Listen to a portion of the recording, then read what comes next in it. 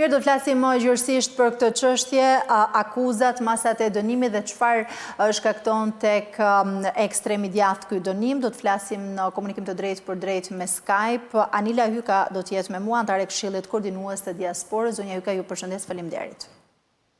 Përshëndetje. Zonja Hyka, një hetim që zgjati 10 vjet, një proces gjyqësor vetëm në 3 muaj, si është pritur ky proces në Francë?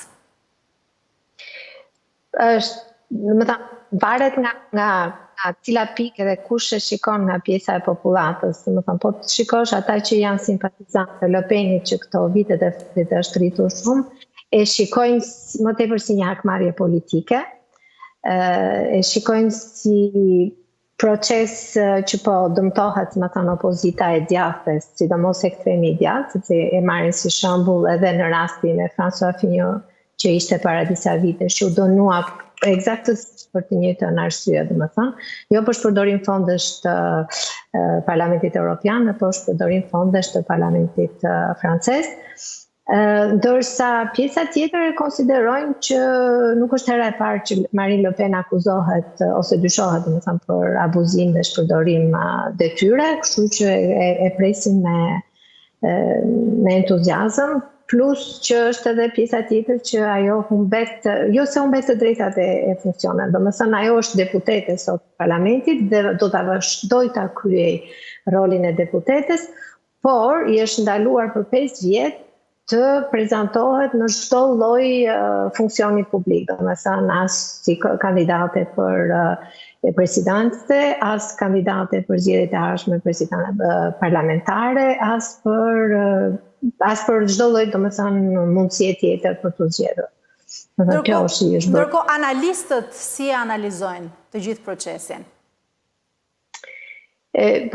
Faktikisht vendimi tani ka ardhur dhe ma merr mendja që nga data e sotme, domethënë ose sot mbasdite do fillojnë analistët nëpër televizor ta shikojnë cila impakt do ketë, domethënë do ketë një impakt në fushën, domethënë në gjithçka që do ta dëmtoj pjesën e ekstremit të djathtë, mund t'i japi avantazh forcave të tjera, pra domethënë do ketë avantazh forcave të tjera, dhe analiza e fundit pastaj do jetë që cili do jetë kandidati i mundshëm i partisë Le Pen që do prezantohet në zgjedhjet e ardhshme presidenciale, sepse partia Le Pen mbas zgjedhjeve të Europës fitoi goxha popularitet dhe ka një pozicion të goxha të rëndësishëm në parlamentin francez, kështu që i mbetet akoma si thua edhe 2 vjet për të përgatitur për të dalë kandidati i ri dhe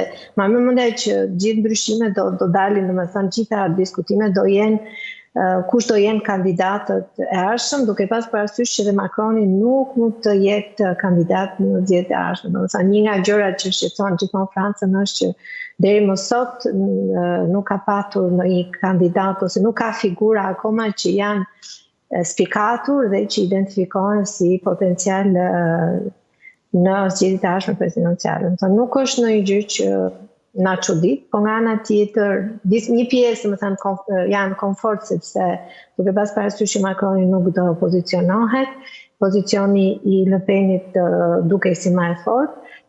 Dhe nga ana tjetër, shqetësimi është që duke pas parasysh situatën gjeopolitike të Europës, Franca ka shumë interes të gjejë, domethënë, kandidatët më të fortë që do jenë në gjendje ta drejtojnë ose të jenë në pararojë të Europës në vitet e ardhshme. E qartë, cilat do të jenë kostot që pritet t'i shkaktohen partisë ekstremit të djathtë pas kësaj çështje? Kosto më e madhe është që ata do humbasin disa nga figurat e tyre, që nuk do kenë mundësi të prezantohen as në zgjedhjet parlamentare, as në zgjedhjet lokale, që nuk janë pak, por janë disa.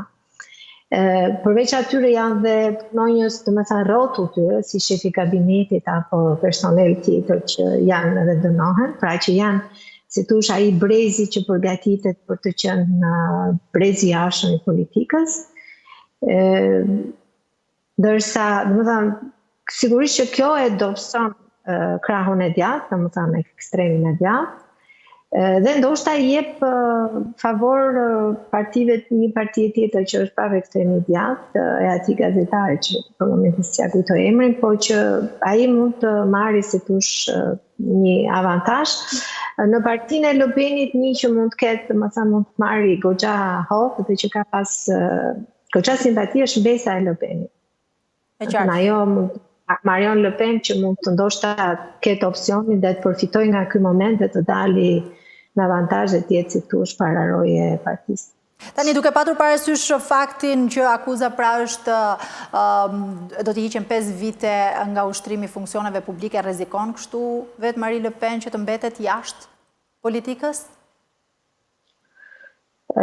Jashtë politikës jo, paske historia këtu e ka treguar që jati deri shumë i vjetër i vazhdoi rolin e tij si kryetar partie. Domethënë këta janë familje, familje, domethënë dhe nuk e lëshojnë në pjesën e politikës, por i bie domethënë që ajo të humbasi edhe jo vetëm këto, domethënë 5 vite të ardhshme, po dhe vitet që pasojnë, sepse do t'i duhet të rimarrin nëse gjithmonë do ta ketë ambicien për të qenë kandidate për presidente.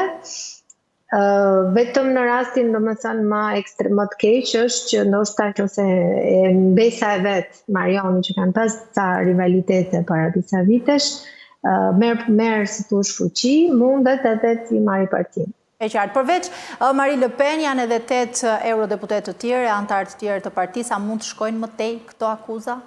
Mund të zgjerohet? Nëse do t'i futen analizave, domethënë mundet të dalin edhe nëse, si më thon Franca, ose drejtësia e Francës do t'i futet kësaj problematike, pra nëse nuk është thjesht për të dobësuar ekstremin e djathtë të Le Penit. Mund t'i futen analizave edhe brenda si më thon sistemit parlamentar francez, sepse më kujtohet, këtë e mbaj mend të mirë, që kur doli situata e François Fillon, që në rastin e tij ishte domethënë që u tregua që ai kishte përdorur gruan për fondet që i akordonte shteti, domethënë si deputet, dhe ndërkohë e shoqja thoshte që jo, nuk ka marrë pjesë dhe fakte treguan që ajo s'kishte dhënë asnjëherë këmbë në zyrat e parlamentit.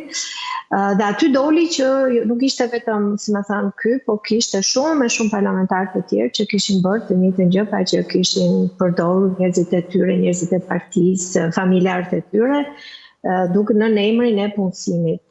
Nëse këta do ta vazhdojnë, domethënë, dhe duan që ta luftojnë pjesë të abuzimit, besoj se mund të shkojë, domethënë, goxha thellë.